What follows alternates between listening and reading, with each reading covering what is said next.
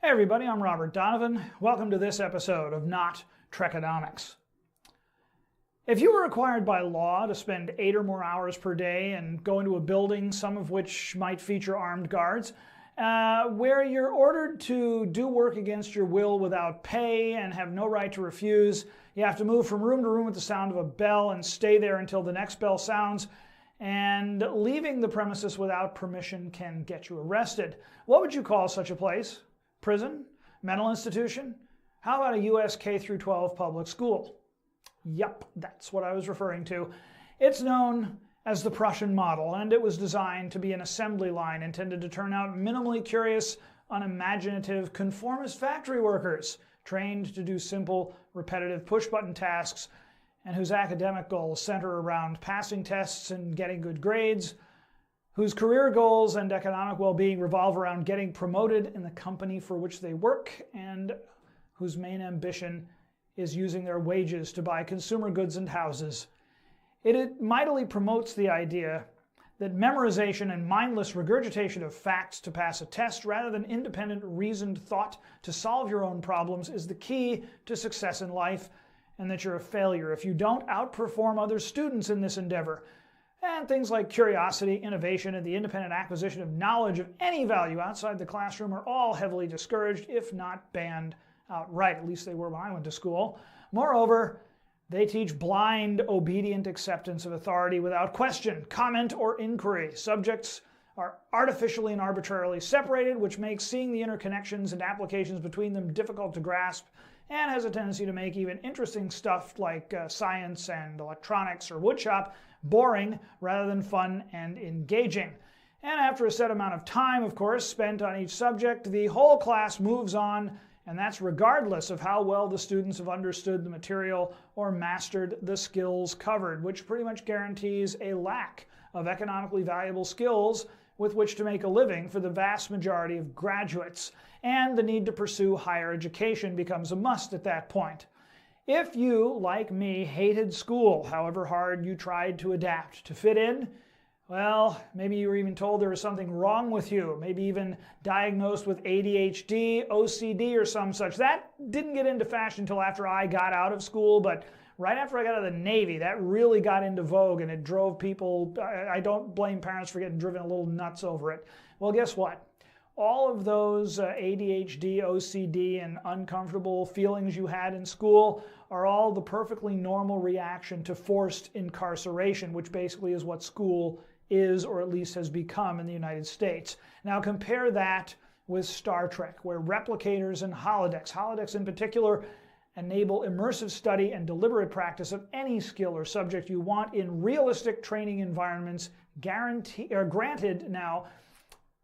Well, they're realistic training environments that are sort of guaranteed to adapt to you. Now, granted, they expend several nuclear explosions worth of energy every time they're used, and the more unsavory or prurient aspects of holodeck use may require replicating a Holodeck and a trip to Rise or reset your dopamine triggers to the real thing, but having a computer simulated Einstein, Asimov, or Bruce Lee instruct you in relativity, writing, or Jeet Kune Do at your own pace and adapting to your performance in real time, I'd say it's worth that risk. This type of learning that I've just described on the holodecks is called sometimes mastery learning or autotelic learning. That's the term you've heard me use on the show. And it turns out we've known how to do it without holodecks or replicators since the Winnetka project in the 1920s. In fact, that's where all the mastery learning stuff started. Fortunately, Autotelic learning is about, well, how all the mastery learning stuff started in the public school system. It had been around before. But fortunately, Autotelic learning is all about teaching yourself to teach yourself outside of a school. Sounds like a useful skill to me.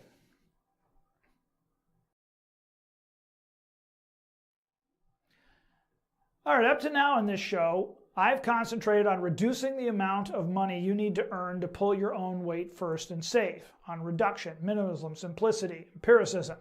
That's a good start, but saving is only the first step. Creating personal abundance requires production in excess of your own needs. Now, I've gotten to the point where I'm consistently saving about 30 to 50% of my income every month. I am hoping that all of you have been watching the previous videos and have started work towards that goal yourselves. I have gotten to the point where I'm doing that consistently, and I'm going to continue to do that. But my focus from here on shifts to generating more income, to production. That is all about skills acquisition and utilization. Going back to school carries too high a cost in money, time, and opportunity. That's where Autotelic Learning comes in. Autotelic means to have a purpose not apart from itself. Self-directed Autotelic Learning is self-directed learning that focuses on learning how to teach yourself what you want to know. It is not for everyone or every field of study or endeavor. Law, medicine, engineering, anything legally requiring a degree to get a license will require formal schooling, unfortunately. But for anyone who's not sure what you want to do, college is a ruinously expensive way to find yourself. Autotelic Learning offers an inexpensive and effective way to learn useful skills and build that kind of self-knowledge. And in my view, that makes Autotelic Learning and the skill set associated with it foundational to self-governance and personal self-sufficiency. Homeschoolers, recovering K-12 grads who are considering or maybe dreading college, concerned parents or relatives, anyone wanting to gain new knowledge for any purpose, all need these skills to maximize the effective learning they can do. What Autotelic Learning is not, however, is also important to remember. When you get into self-directed learning, you tend to get into the wild west of learning and teaching, and you can get into some problems if you're not careful. So let's talk about what Autotelic Learning is not for a minute. It is not unschooling. Unschoolers are self-directed learners, but they have a tendency to shun government schools even when the government schools might be useful. Autotelic learners, on the other hand, they will take classes or courses at traditional schools, but they do it because they want to, not because they have to. They do it because it serves their life goals, and they don't do it to satisfy prerequisites or to complete a degree. They just view government school as one of many self-directed learning options and consider pretty much all learning ultimately to be self-directed. Autotelic learning is not compulsory. Autotelic learners are all about consent, the freedom to decide where they want to go, how to get themselves there, and about embracing learning opportunities wherever they find them. They read course descriptions, they talk to current and former students, they compare similar classes, and they carefully check refund policies.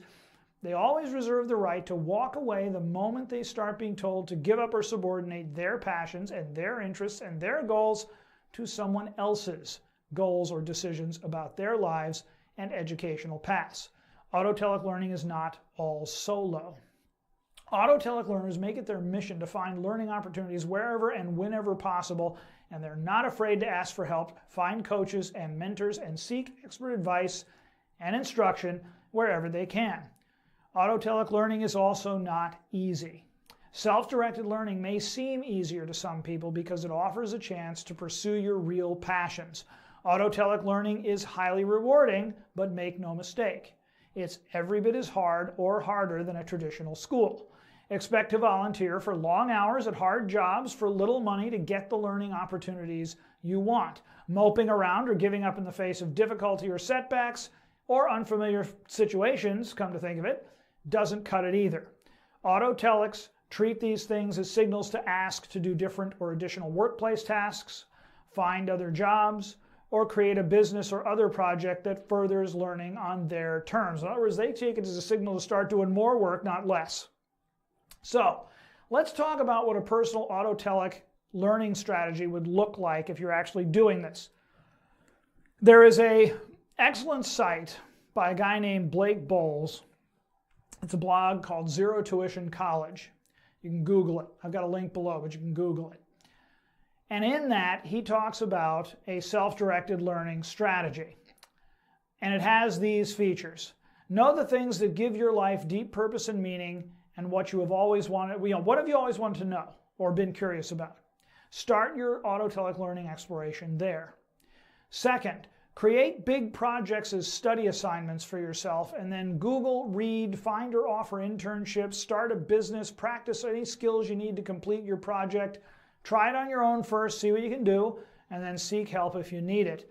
A great example of this kind of a project was Ton Rosenthal and the Blender 3D project. Ton wanted to get Blender up to a professional level where it could be used to do professional level animations, graphics, and used as movie VFX.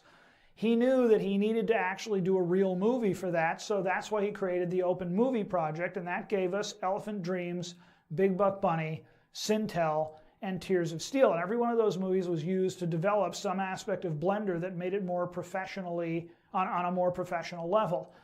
You don't have to go to that kind of size and extreme, but that's the kind of thing an Autotelic learner does.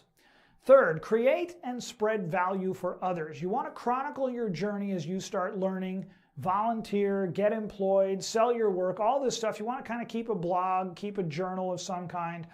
You want to, and again, this includes things like as you organize groups or small movements, or as you create a blog, or if you create a book or a film or some program code, physical products you've made. You want to try and fill your time doing things other people find valuable and useful, and then make them available to the world. It's a way to show that you have skills that people will pay for.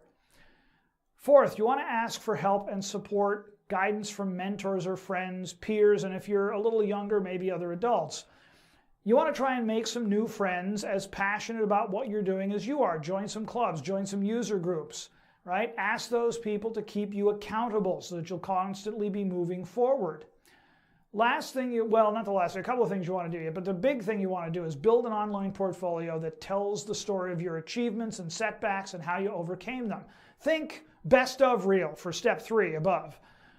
You want to provide really useful information. Don't think this is just a resume. You want to use it to build a community around you and create a project network. And then that network you can use to either refer other people in it to jobs you hear about, devise creative means to get yourself employed, and maybe others can refer jobs to you. You want to make yourself easy to find and contact on your online portfolio. Now, we're going to be exploring how to do all of these things in future episodes on this topic. But I wanted to show you one example of an Autotelic Learning curriculum that I think is particularly interesting. It's by a guy named Tynan Smith, I believe. The name of the blog is tynan.com. Excuse me. Tynan has done a great example of doing steps 1 through 5, in that he lists his own Autotelic curriculum. It's called the Hustlers MBA, and in it, he lists the skills, expected benefits, and costs of each of the activities. So not only is he listing sort of the things he wants to learn, he's listing what he expects to get out of them. And I think that's a great step to take with this. So here's the list of the basic skills it contains, and I'm going to just do a real quick overview here. I'll give you the link below so you can go look at the full blog, the full post. But the first one, learn poker. Tynan apparently likes poker, and he's pretty good at it. He thinks it's a good way to earn a little income now and then. And he recommends learning it because it teaches you how to read people. It teaches you how much you can push them when you're betting or bluffing. And it teaches basic math skills in a competitive environment. And it also teaches you how to make quick assessments based on incomplete information and do it quickly. Second thing he puts in is related to that. It's called learn pickup artistry. Now, he's a guy, so he may just be wanting to get laid here, but there's also, what you're doing with pickup artistry is basically profiling people. You are learning social skills in a competitive setting, and let's face it, dating is a competitive setting. I think that's actually an interesting pick there. Third, travel 2 to 3 months out of the year. Now, he has this all in one. I'm breaking it down into a couple of parts here. He recommends doing that in your home country the first year, and then I have here as number 4, learn a foreign language that interests you, research the history and cultures of countries wherein that language is spoken, and then go visit the place. He has that kind of all lumped into one, but I think it's actually 2, so I've broken it down for ease of recitation as much as anything else. Fifth thing, read every single day for at least an hour. He recommends 50-50 fiction to nonfiction. I read probably a little more nonfiction than fiction, but I think that's a personal choice. Write every single day, he puts on there. Writing is the kind of thing that the more you do, the better you get at it. It helps you organize your thoughts. It helps you think logically. It's definitely a skill you want to get good at, and it also improves your ability to communicate. Seventh thing he has on there is record a video of yourself explaining what you wrote to practice public speaking. I think that's an excellent idea too. It's kind of what I do here on YouTube. The other thing is you want to start publishing or posting your work after a few months. He says, I believe 6, but you want to practice your, basically put your stuff online to practice public speaking, and it also to meet deadlines and integrate feedback. Is you have to learn to do all of that when you're putting your stuff online and in this kind of thing here. That's one of the reasons I'm doing the YouTube show here. The other thing he talks about is learning to program, even if you don't want to be a programmer. He considers programming to be a foundational skill you're going to need to have as the digital age progresses forward. I think that's an excellent idea. You learn logic, you learn math. Program is a good thing. It's a good brain exercise. 10 on my list, and I'm not sure where it is on his, but on my list here, he also has it do something social, not online. It has to be face-to-face and in-person. Meetup groups, clubs, that kind of thing, dance, activity clubs. The idea here is to do something that gets you off the computer with other real people. He has other things on there like eat healthy, which pretty obvious. And if you need that one explained, you're on the wrong show. But he also puts follow your curiosity and spend money on it as needed. And he has make a list of everything you're curious about or want to get good at and go learn how to do it. See step 2 above in the ZTC strategy. That's on Blake Boles' site. And then he recommends starting a business after 2 years. Now, I've broken these down a little bit further than Tynan. He considers 1 to 12 on this list, and I think it's 1 to 9 on his, to be foundational skills designed to enable you to support yourself and be well-rounded. 13 on my list, the one is number 13 on this list, is designed to help you discover and follow your passions, the follow your curiosity one. Now, he refers to that as speculative learning. And some of the things you do in that are going to turn out not to be a good fit for you as you learn more about them. He mentions this on his blog. First off, it's entirely normal not to be good at something the first time you try it, but if you push through and still find it really unrewarding, or even after you're improving at it, you're just not very good at it, it's perfectly okay to move on at that point. Knowing what you're bad at is every bit as valuable a form of self-knowledge as knowing what you're good at. I could take voice lessons till the cows come home, and I will never sing good opera. I just don't have what it takes. My voice is just never going to be that good. That's fine. Knowing that will save me wasting time. Now, if you do this, maybe you'll find your dream job where your passion and skills and the job market all intersect, and you'll just be an awesomely happy person, or maybe you'll just become one of those really cool people who knows a lot about a lot of things. Either one of those is a fine way to be. The speculative learning, the starting a business one, that's kind of applied speculative learning. 2 years of this kind of autotelic learning should enable you to produce some economic value to offer in trade. Starting a business also teaches you what works in a market environment, and it ingrains the habit of constantly perfecting your craft. Of course, you want to try to make money at this business, but the point is more to learn from the experience of starting and running a business. Early failure often teaches more than an easy success in this kind of thing. Not that, anyone would mind an early success. So the takeaways are these. College is just one option. If you're not going into a field that requires you to have a degree to practice it, consider the Autotelic route. Second, don't disregard government schools. Autotelic learning doesn't need to be one of these either or, all or nothing propositions. School is just one option among many, and there is ample room for both Autotelic and traditional learning in your education. So long as any education option serves your life goals and doesn't require you to sacrifice your passions or interests in life goals, they may be a fine option. Always retain and be willing to exercise the right to walk away. That's the next one. Seek alternatives when any learning option or operation stops being useful to you. You don't need to go it alone. That's the next thing. Develop the skill of finding and using guides, mentors, internships, and groups of like-minded individuals to help you in your education. Follow your curiosity. This is probably the most important one. Don't be afraid to experiment intelligently with your own education. The last takeaway, here's an exercise for you. The links to the Zero Tuition College and the blog post for Tynan's curriculum are below in the description. Go to those sites, read those, and then try your hand at creating an Autotelic curriculum of your own. It just can be for you. You don't need to tell anybody about it if you're a little nervous about, you think people might not approve. try it anyway and just see what you can do. There's a great bit of self-discovery you may find by doing this. So that's it for this episode. And in our next episodes, we're going to return to Blender for a Star Wars hyperspace jump effect to be followed by a Star Trek warp bubble effect. After that, we're going to do an introduction to social media integration, which will take us to just before Thanksgiving here in the US. And it's my kind of official start to the holiday season. And the first episode on building a sane tax system will be coming in mid-December of 2017. Thanks so much for watching. Hope you found this useful. Always want to hear your comments and questions. And may the balance of your day be awesome.